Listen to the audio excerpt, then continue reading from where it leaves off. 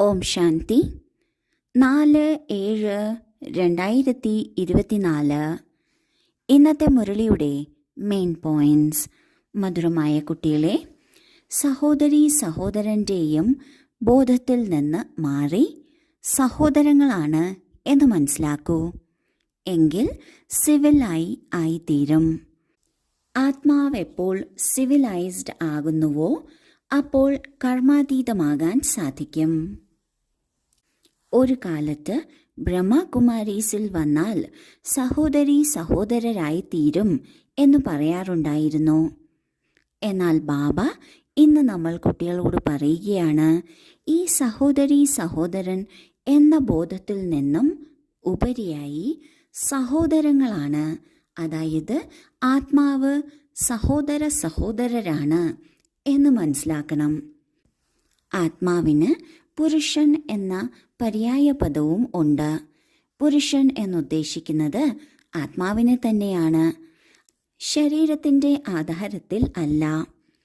എപ്പോഴാണോ എല്ലാ ആത്മാക്കളും ആത്മാക്കളാണ് എന്ന ബോധം നമ്മളിലുണ്ടാകുന്നത്, അപ്പോൾ നാം സിവിലൈസ്ഡായി തീരുന്നു. അതായത് നമ്മളുടെ കാഴ്ചപ്പാട് സഭ്യത നിറഞ്ഞത് ആകുന്നു. എപ്പോൾ ഇപ്രകാരം സഭ്യത നിറഞ്ഞ ദൃഷ്ടി വരുന്നുവോ അപ്പോൾ കർമാതീതമാകുക എന്നത് വളരെ സഹജമായി തീരുന്നു. ചോദ്യം: തൻ്റെ കുറവുകളെ മാറ്റുന്നതിന് ഏത് യുക്തി രചിക്കണം? ഉത്തരം: തൻ്റെ ക്യാരക്ടറിൻ്റെ രജിസ്റ്റർ വയ്ക്കൂ. അതിൽ ദിവസവുമുള്ള ചാർട്ട് നോട്ട് ചെയ്യൂ. രജിസ്റ്റർ വയ്ക്കുന്നതിലൂടെ തൻ്റെ കുറവുകളെക്കുറിച്ച് അറിയാൻ സാധിക്കും. പിന്നെ സഹജമായി തന്നെ അവയെ മാറ്റാനും സാധിക്കും. കുറവുകളെ മാറ്റി മാറ്റി ആ അവസ്ഥ വരെ എത്തണം. ഒരു ബാബയെ കൂടാതെ മറ്റൊന്നും തന്നെ ഓർമ്മ വരരുത്. ഒരു പഴയ വസ്തുവിനോടും മമത്വം ഉണ്ടായിരിക്കരുത്. ഉള്ളിൽ ഒന്നും ചോദിച്ചു വാങ്ങണം എന്ന ആഗ്രഹം ഉണ്ടാകരുത്. നമ്മുടെ ശരീരത്തെ പരിപാലിക്കുന്നതിന് നമ്മൾ തന്നെയാണ് ശ്വാസമെടുക്കേണ്ടത്, ഭക്ഷണമെടുക്കേണ്ടത്, വെള്ളം കുടിക്കേണ്ടത്. അതുപോലെ നമ്മൾ ആത്മാവിനെ ഉയർച്ചയിലെത്തിക്കാൻ സാധിക്കുന്നത് നമ്മൾക്ക് മാത്രമാണ്. അതിനുള്ള സഹജമായ വിധിയാണ് ഇന്ന് ബാബ പറയുന്നത്. നമ്മളുടെ ഉള്ളിൽ എന്ത് കുറവുകളുണ്ട് എന്നതിനെക്കുറിച്ച് രജിസ്റ്റർ വെക്കണം, ചാർട്ട് വെക്കണം. അതായത് മുഴുവൻ ദിവസവും നമ്മുടെ പെരുമാറ്റം, നമ്മുടെ ചിന്താഗതി, നമ്മുടെ കാഴ്ചപ്പാട് ഇതൊക്കെ എങ്ങനെയിരുന്നു എന്നതിനെക്കുറിച്ച് നമ്മൾ രാത്രി കിടന്നുറങ്ങുന്നതിന് മുമ്പ് വിശകലനം ചെയ്യണം. എന്നാൽ മാത്രമേ നമ്മളിൽ എന്ത് കുറവുണ്ട് എന്നത് നമ്മൾക്ക് തിരിച്ചറിയാൻ സാധിക്കുള്ളൂ. തിരിച്ചറിഞ്ഞു എങ്കിൽ അതിനെ മാറ്റുക എന്നത് സഹജമാകും. ഇങ്ങനെ കുറവുകളെ മാറ്റി മാറ്റിയാണ് ഒരു ബാബയെ മാത്രം ഓർമ്മിക്കുന്ന സ്ഥിതിയിൽ നാം എത്തിച്ചേരുന്നത്. നമ്മുടെ ഉള്ളിൽ തന്നെയുള്ള കുറവുകൾ കാരണമാണ് ബാബയിൽ മാത്രം ഓർമ്മ നിലനിൽക്കാത്തത്. ഒരു പഴയ വസ്തുവിനോടും മമത്വം ഉണ്ടാകരുത്. ഈ 5 തത്വങ്ങൾ കൊണ്ടുണ്ടാക്കിയ എന്ത് വസ്തുവായാലും, അത് ശരീരം തന്നെ ആയാലും, അതിനോട് മമത്വം ഉണ്ടായിരിക്കരുത്. മമത്വം എന്നാൽ എൻ്റേത് എന്ന തോന്നലാണ്. ഇതുണ്ടായിരിക്കരുത്. മാത്രമല്ല ഒന്നും ചോദിച്ചു മേടിക്കണം എന്ന ചിന്തയും ഉണ്ടാകരുത്. ധാരണയ്ക്കുള്ള മുഖ്യസാരം: 1. ശരീരത്തിനോട് അല്പം പോലും മമത്വമില്ലാത്ത യോഗിയാകണം. ഒരു മോശമായ വസ്തുവിനോടും ആസക്തി പോകരുത്. അവസ്ഥ ഉപരാമമായിരിക്കണം. സന്തോഷത്തിൻ്റെ അളവ് വർദ്ധിച്ചിരിക്കണം. 2. കാലൻ തലയ്ക്ക് മേൽ തന്നെ നിൽക്കുകയാണ്. ഇതിനാൽ ശുഭകാര്യം ചെയ്യുന്നതിന് താമസിക്കരുത്. നാളത്തേക്ക് മാറ്റിവെക്കരുത്.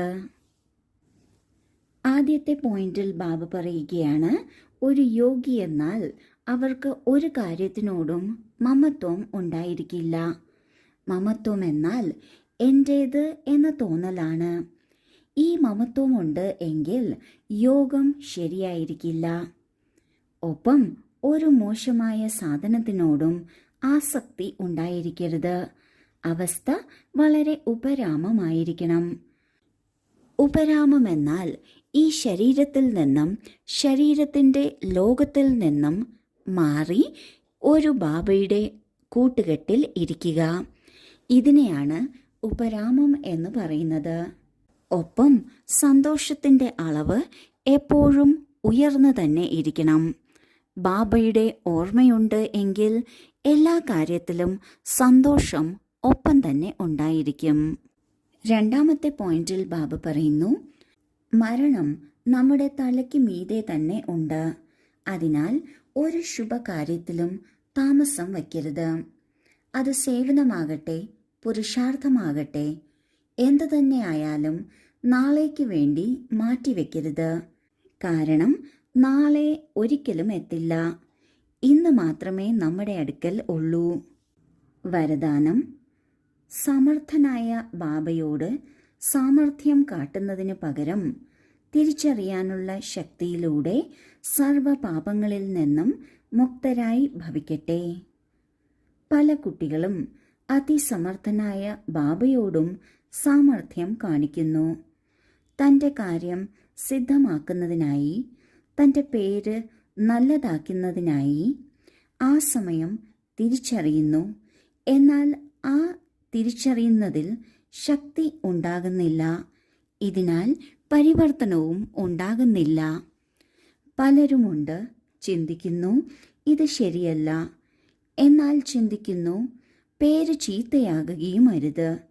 ഇതിനാൽ തൻ്റെ വിവേകത്തെ തന്നെ കൊന്നുകളയുന്നു. ഇതും പാപത്തിൻ്റെ കണക്കിൽ ശേഖരിക്കപ്പെടുന്നു. ഇതിനാൽ സത്യമായ ഹൃദയത്തോടെ തിരിച്ചറിഞ്ഞ് സ്വയത്തെ പരിവർത്തനപ്പെടുത്തി പാപത്തിൽ നിന്നും മുക്തരാകൂ. ബാബ എല്ലാം അറിയുന്നവനാണ്, അതിസമർത്ഥനാണ്. അങ്ങനെയുള്ള ബാബയോട് നാം സത്യമായ ഹൃദയത്തോടെ നിൽക്കണം. അല്ലാതെ സാമർഥ്യം കാട്ടുകയല്ല വേണ്ടത്. പല സമയത്തും പല കാര്യങ്ങളിലും മനസ്സിലാക്കുന്നു ഇത് തെറ്റാണ്, ഇത് ശരിയല്ല. എന്നാലും പേര് ചീത്തയാക്കാതിരിക്കുന്നതിന് വേണ്ടി ആ വിവേകത്തെ മാറ്റിക്കളയുന്നു. അതിനെ അമർത്തിവെച്ച് അതുപോലെ തന്നെ മുന്നോട്ടു പോകുന്നു. എല്ലാം അറിയുന്നവനായ ബാബ ഇതറിയുന്നുണ്ട്. ഇങ്ങനെ ചെയ്യുന്നതിലൂടെ പാപം ശേഖരിക്കപ്പെടുകയാണ്. അതിനാൽ ബാബ പറയുന്നു, ഇങ്ങനെ അതിസാമർഥ്യം ബാബയോട് കാട്ടരുത്. പകരം സത്യമായ ഹൃദയത്തോടെ പാപത്തിൽ നിന്ന് മുക്തമാകണം. സ്ലോഗൻ: ജീവിതത്തിലിരിക്കെ പലവിധ ബന്ധനങ്ങളിൽ നിന്ന് മുക്തരായിരിക്കുക തന്നെയാണ് ജീവൻ മുക്ത സ്ഥിതി. ഓം ശാന്തി.